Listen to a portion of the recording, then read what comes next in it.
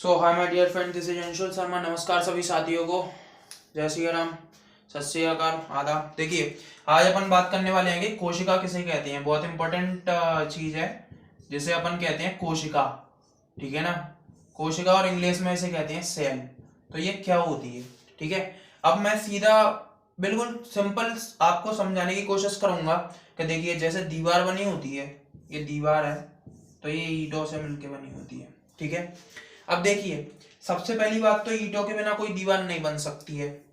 इसलिए अगर मैं बोलूं कि ये दीवार की यूनिट है, ईंट यानी कि ब्रिक, तो अगर ये दीवार की यूनिट है तो मैं इसे बोलूंगा, यूनिट को हम हिंदी में बोलते हैं इकाई। मतलब दीवार ईंटों से जिस प्रकार से मिलकर बनती है उसी प्रकार से सभी सजीवों का शरीर जो है कोशिकाओं से मिलकर बना होता है। जैसे ये आपस में ईंटें जुड़ गई हैं तो दीवार बनाएंगी, तो वैसे ही कोशिकाएं आपस में जुड़ेंगी तो शरीर बनाएंगी। वो शरीर किसी का भी हो सकता है, इंसान का, कुत्ते का, बिल्ली का, हाथी का, सांप, गेंडुए, ठीक है ना, केदुआ, कोई भी हो। तो समझ गए अभी सेल क्या है। अब देखिए, मैंने यहां पर बोला कि जो ईंट है, जो ब्रिक है, वो क्या है भैया, दीवार की बेसिक यूनिट है, ठीक है ना, यानी इकाई है। तो मैं लिख दूंगा यहां पर कि ये दीवार की मूलभूत इकाई है। क्या है?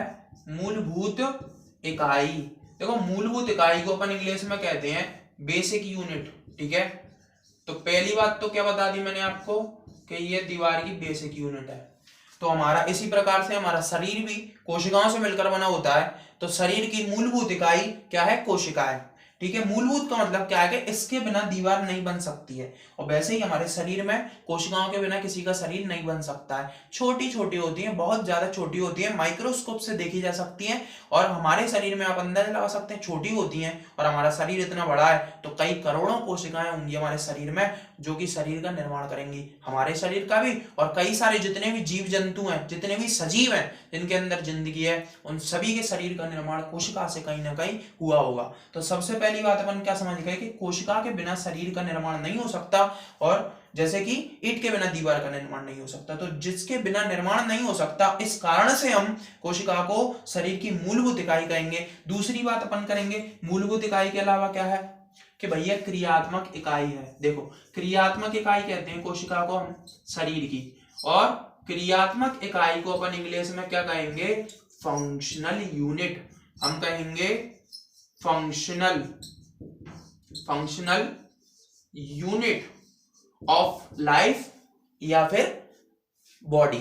ओके, तो क्रियात्मक इकाई का क्या अर्थ है? देखो, जैसे हमारे शरीर में जो कोशिकाएं होती है ना, जैसे खाना पच रहा है तो वो कोशिकाओं की वजह से पच रहा है। हमारे शरीर के जो नर्वस सिस्टम है जो हमारा, उसमें हम सोच समझ के कोई विचार आ रहा है, उसके अकॉर्डिंग हमारा शरीर मूवमेंट कर रहा है, या हम जो भी काम कर रहे हैं वो सोच समझ के कर रहे हैं। तो वो भी एक कार्य है, एक क्रिया है। वो किसकी वजह से हो रही है? कोशिका की वजह से। तो वो भी एक क्रिया हो गई।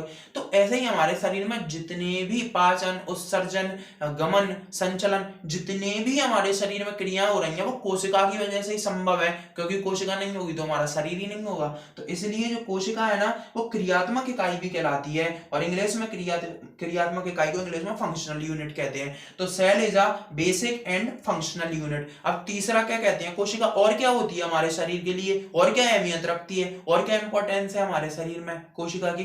तो तीसरा देखेंगे हम कि स्ट्रक्चरल यूनिट, यानी हिंदी में कहते हैं संरचनात्मक इकाई। संरचनात्मक और इकाई। देखो, संरचनात्मक इकाई का अर्थ क्या है? संरचनात्मक इकाई को बोलते हैं स्ट्रक्चरल यूनिट।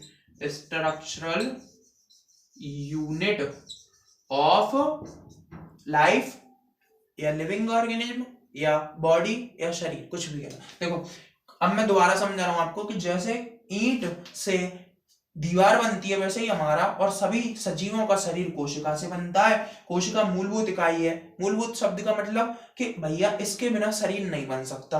दूसरा, क्रियात्मक इकाई है, मतलब हमारे शरीर में और जितने भी सजीव हैं उनके शरीर में जो क्रियाएं हो रही हैं, जैसे पाचन, अवशोषण, एक्सक्रीशन, उत्सर्जन, और गमन, संचलन, और हमारा नर्वस सिस्टम जो काम कर रहा है, यानी कि विचारों का आदान प्रदान, तो वो सभी क्रियाएं हमारी कोशिका की वजह से ही संभव हो रही हैं। और इसलिए इसको क्रियात्मक इकाई कह रहा है, इंग्लिश में फंक्शनल यूनिट कह रहा है। और आगे अपन देखते हैं संरचनात्मक इकाई। देखिए अगर मैं इन ईंटों को गोल गोल जमा दूं तो दीवार गोल बन जाएगी, अगर लंबी जमा दूं तो लंबी बन जाएगी दीवार, और अगर मैं इनको आड़ी टेढ़ी जमा दूं तो दीवार भी आड़ी टेढ़ी हो जाएगी। कहने का अर्थ ये है कि जिस प्रकार से मैं ईंटों को जमाऊंगा, अरेंज करूंगा, उसी तरीके का दीवार का आकार बन जाएगा। तो वैसे ही मैं कोशिकाओं को जिस तरीके से जमाऊंगा उसी प्रकार का जीव का आकार बन जाएगा। इसलिए कोशिका ही जीव की संरचना को मतलब बनाने का कार्य कर रही है, इसलिए कोशिका संरचनात्मक इकाई भी होती है। तो इसलिए मैं इसकी परिभाषा लिख दूंगा सिंपली कि कोशिका की परिभाषा क्या होती है कि कोशिका सभी सजीवों के शरीर की संरचनात्मक, क्रियात्मक व मूलभूत इकाई होती है। Cell is a basic structural and functional unit of life और एनी लिविंग ऑर्गेनिज्म। बात क्लियर है? तो मैं यहाँ पे लिख रहा हूं कि कोशिका सभी जीवों के शरीर की नंबर 1 मूलभूत ठीक है, कॉमा संरचनात्मक कॉमा, समझ गए? इन शब्दों का मतलब समझना है आपको, ऐसे ही नहीं कि रटना है, ठीक है। मूलभूत संरचनात्मक कॉमा क्रियात्मक इकाई है, क्या? कोशिका। कौन की? जीव की, ठीक है ना।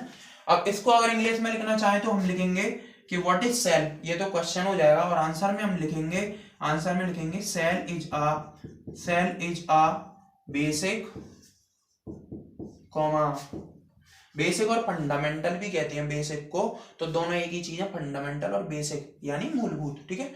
तो देखो basic comma functional comma structural unit of life. Okay, ये सेल की परिभाषा हो गई।